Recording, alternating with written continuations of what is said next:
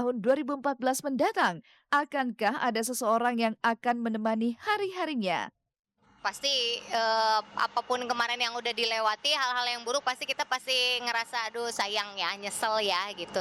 Harusnya nggak gini, tapi kan saya nggak merencanakan begitu, gitu. Agenda-agendanya ya lebih happy aja, lebih enjoy aja, gitu. Jangan memikirkan yang jelek-jelek, udah itu aja. Simpel kan?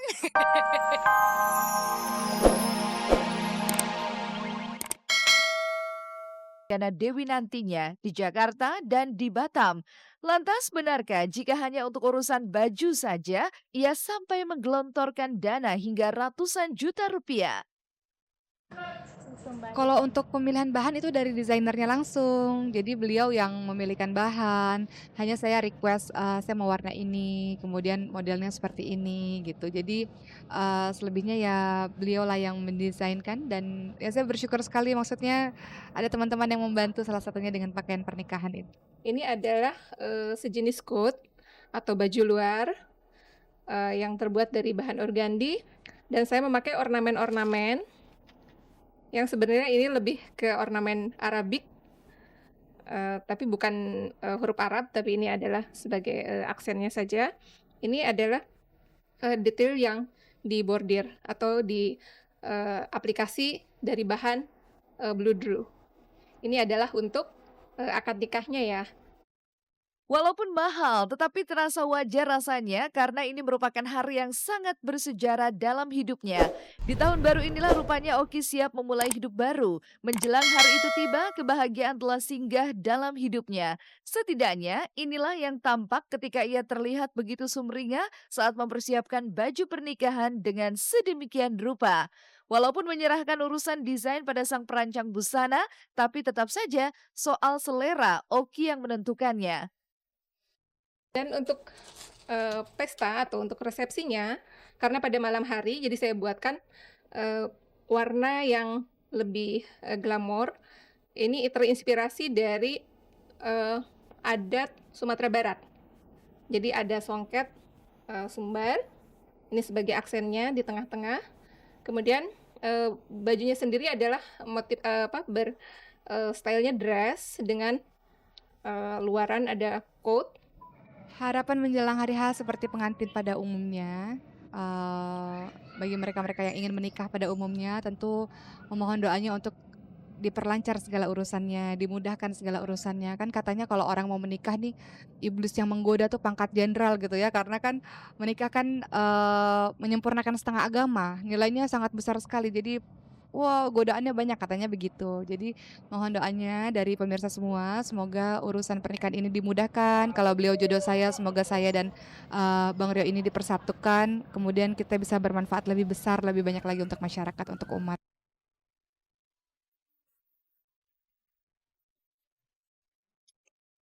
Kebahagiaan juga tengah dirasakan oleh Pipi Dian Irawati. Kamis kemarin ia memboyong anak-anaknya ke gedung bioskop untuk mengisi waktu liburan sekolah dan liburan akhir pekan.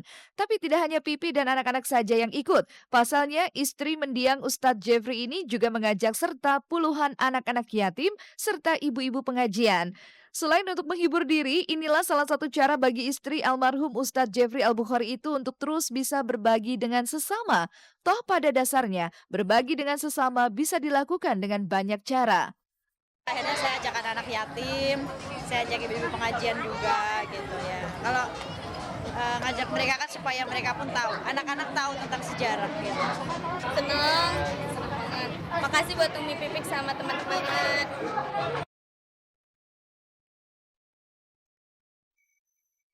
Pasca sepeninggal sang suami, Pipi memang teguh menjalani hidup sendiri dan terus bangkit dari rasa sedih dan kehilangan, serta coba berdiri menghidupi keempat buah hatinya. Tak hanya sekedar meneruskan kewajiban almarhum Uje, Pipi juga kian serius mengembangkan usaha butiknya.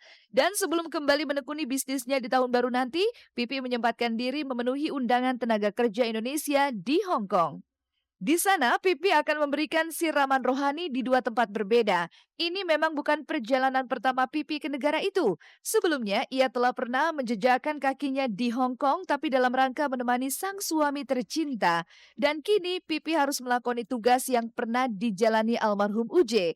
Lantas, apa saja yang dipersiapkan Pipi sebelum berangkat ke Hong Kong tanggal 28 esok?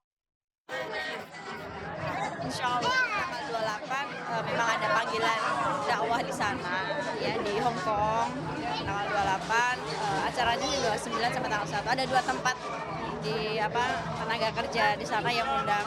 Jadi ya udah sekalian bawa anak-anak dakwah di sana. Lagi nyiapin baju-bajunya aja buat anak-anak bajunya hampir seminggu ya karena kan acaranya kan 2 tempat. Ada 2 acara di sana berbeda tempat.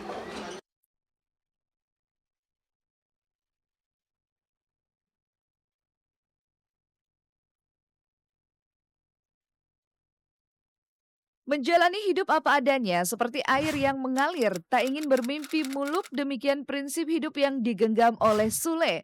Prinsip inilah yang menjadi spirit bagi Sule selama menjalani karirnya sebagai seorang komedian di tahun 2013 ini. Hanya berbekal prinsip itu pula, Sule kini bisa meraih beberapa impian yang sebenarnya ia targetkan untuk tahun 2014. Lalu impian apa yang masih tersisa untuk ia perjuangkan di tahun 2014 nanti? Kalau keinginan mah banyak, cuman ya kita jalanin aja lah, mengalir seperti air. Yang ada kita jalanin dengan ikhlas, terus sabar, penuh dengan perjuangan, penuh dengan eh, hati yang bersih.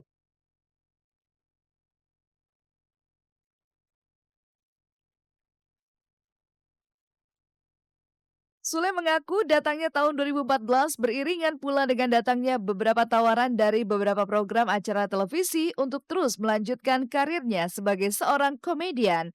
Karena itu ia hanya ingin fokus menjalani apa yang sudah ada di depan matanya.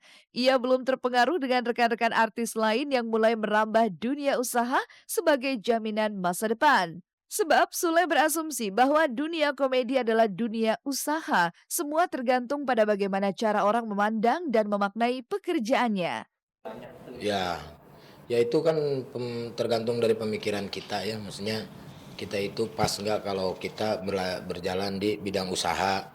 Sebetulnya kan kayak kita juga seperti sebagai entertain itu seperti pengusaha lah. Taruh saya ini adalah pengusaha di bidang kesenian gitu. Cuman ya penghasilannya aja yang tidak tentu itu. Jadinya ya saya jalanin aja yang ada.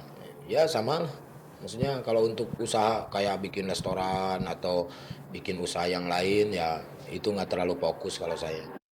Menyongsong tahun 2014 yang sekejap lagi akan dijejaki, Sule masih terus melanjutkan mimpinya untuk menjalani hari-hari seperti air yang terus mengalir. Banting setir menjadi seorang pengusaha bukanlah keinginannya. Ia masih tetap bermimpi menjadi seorang komedian untuk menghibur masyarakat Indonesia. Lantas, tidakkah Sule takut karirnya tenggelam sebagai komedian? Apa yang membuatnya begitu yakin dengan karirnya di tahun depan? Ya, harapan di 2014 ini saya lancar dalam bidang saya sendiri, tidak ada gangguan satu hal apapun. Terus saya juga masih tetap bisa eksis, masih tetap bisa menghibur masyarakat Indonesia dengan ikhlas, dengan eh, apa namanya, dengan semangat saya dan mudah-mudahan saya berjalan ke arah yang lebih baik itulah, terutama untuk hidup saya.